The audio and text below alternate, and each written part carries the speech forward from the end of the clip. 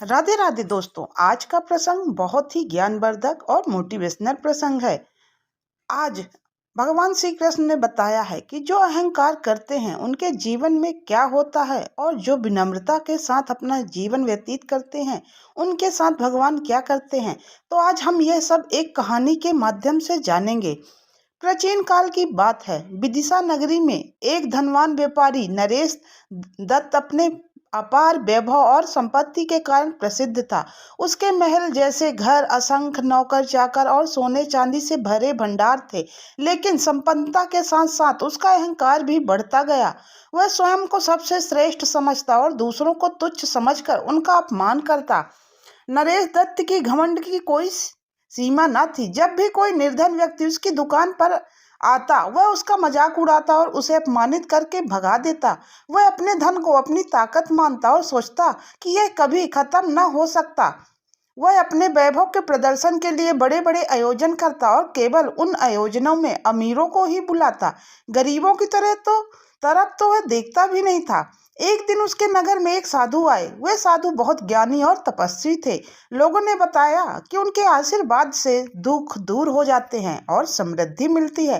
साधु ने नरेश दत्त के दरवाजे पर भी भिक्षा मांगी, लेकिन अहंकार से भरे नरेश दत्त ने उनका अपमान किया और कहा, मेरे द्वार से भिक्षा मांगने की हिम्मत कैसे हुई? मेहनत करो तभी अन्न मिलेगा, भीख मांगने से नहीं।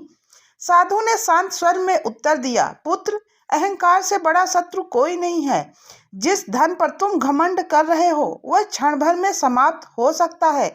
नरेश दत्त हंसते हुए बोला, मेरा धन कभी समाप्त नहीं हो सकता है, जाओ यहाँ से। साधु मुस्कुराए और बोले, जो होना है बेटा उसे कोई टाल नहीं सकता। ईश्वर तुम्हारी आंखें अवश्य खोलेगा। एक न एक दिन वह मौका अवश्य आएगा जब तुम मेरे पास आओगे और खुद मेरे से माफी मांगोगे।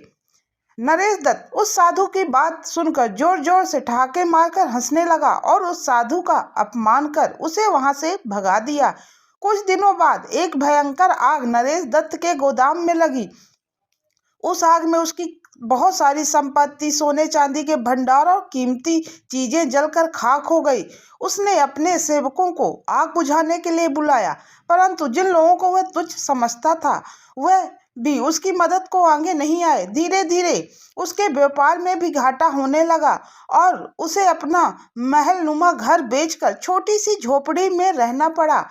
दुखी और असहाय नरेश दत्त ने सोचा, आखिर ऐसा मेरे साथ क्यों हुआ? मैंने तो ऐसा कोई पाप नहीं किया, फिर मेरे साथ ऐसा कैसे हो गया? मेरी सारी संपत्ति नष्ट हो गई। वह अपने पाप के बारे में सोच रहा था, लेकिन उसे यह समझ में नहीं आ रहा था कि उसने अहंकार में आकर न जाने कितनों का अपमान किया, कितने लोगों को दुख पहुंचाया। वह अब सभी पंडितों और ज्ञानी पुरुषों के पास जाकर मिलने लगा और सबसे पूछने लगा कि मेरे साथ ऐसा क्यों हुआ, लेकिन उसे कोई संतोषजनक उत्तर नहीं मिला। तब उसे उस साधु की बात याद आई जिसे उसने उस दिन अपमान करके भगा दिया था। वह उन्हें ढूंढने निकला और अंततः एक पहाड़ी पर तपस्या करते हुए उन्हें पाया।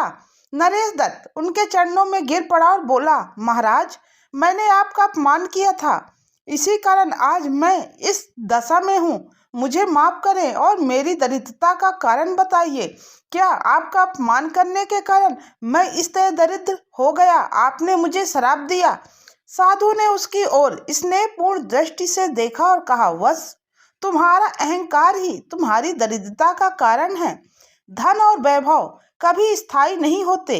जिस प्रकार वृक्ष में फल लगते ही वह झुक जाता है, वैसे ही संपन्नता आने पर विनम्रता अपनानी चाहिए। नरेश दत्त ने अपनी भूल को समझा और साधु के चरणों में गिरकर क्षमा मांगी।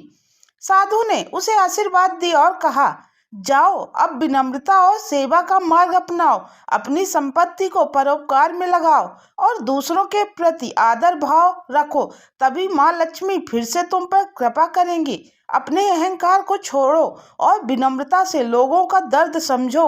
आज जिस दशा में तुम हो उस दशा में बहुत लोग हैं जिसका तुमने मजाक उड़ाया था, जिसको तुमने अपमानित किया था, तो उनके साथ तुम सादर प्रेम के साथ रहो। नरेश दत्त ने विनम्रता और सेवा का व्रत लिया। उसने गरीबों को अन्न और वस्त्र दान किए, असहायों की सहायता की और व्यापार में भी ईमानदारी व विनम्रता का पालन करने लगा। धीरे धीरे उसका व्यापार फिर से फलने फूलने लगा और संपत्ति पुनः लौट आई। एक दिन वही साधु फिर से उसके घर के सामने आए। इस बार नरेश दत्त ने उन्हें आदरपूर्वक सम्मान से अंदर बुलाया, उनके चरण धोए और भिक्षा दी। साधु ने मुस्कुराते हुए कहा, बेटा, तुम्हारा अहंकार अब नष्ट हो चुका है और तुम्हारे अंदर विनम्रता और सेवा की भाव आ चुकी है। यही सच्ची संपन्नता है। अब तुम बहुत सुधर चुके हो। अब तुम्हारे अंदर अहंकार का नाम मात्र नहीं रह गया है। अब तुम अपने जीवन में हमेशा आगे ही बढ़ोगे। नरेश दत्त ने साधु को प्रणाम किया और कहा, महाराज, आपने मुझे जीवन का सबसे बड़ा पाठ सिखाया है। अब मैं सदैव विनम्र रहूंगा और अपनी संपन्नता का परोपकार में लगाऊंगा। साधु मुस्कुराए और आशीर्वाद देकर वहां से चले गए। उस दिन से नरेश दत्त के घर में माँ लक्ष्मी का वास स्थायी हो गया, क्योंकि वह अहंकार का नाश और विनम्रता का निवास था। विनम्रता ही सच्ची संपन्नता है। अहंकार का नाश ही समृद्धि का द्वार खोलता है। तो यह कहानी आपको कैसी लगी कमेंट्स करके ज़रूर बताइएगा। और अगर आपको भी अपने पैसे पे घमंड है तो यह कहानी एक बार ज़रूर सुनिए, तो आपको पता चल जाएगा कि घमंड बहुत दिन तक, यानी अहंकार बहुत दिन तक नहीं रहता है। हमें विनम्रता और सच्चे सेवा के मन से लोगों की सेवा करनी चाहिए। विनम्रता ही सच्ची सफलता और असली पैसा है। तो अब हम मिलते हैं अगली स्टोरी के साथ। तब तक के लिए राधे राधे। अगर स्टोरी अच्छी लगी है तो कमेंट्स करके ज़रूर बताइएगा।